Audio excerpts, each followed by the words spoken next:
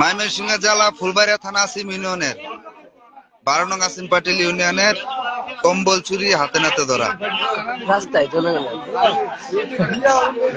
রাত 11টায় কম্বল চুরি জনগণের হাতে হাতে নাতে ধরা।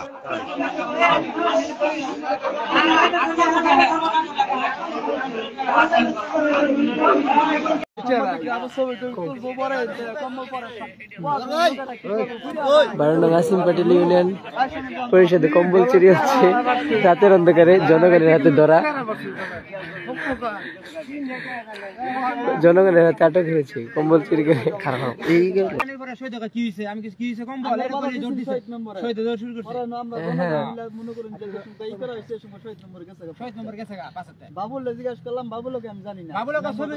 আরে এটা সবই সুর।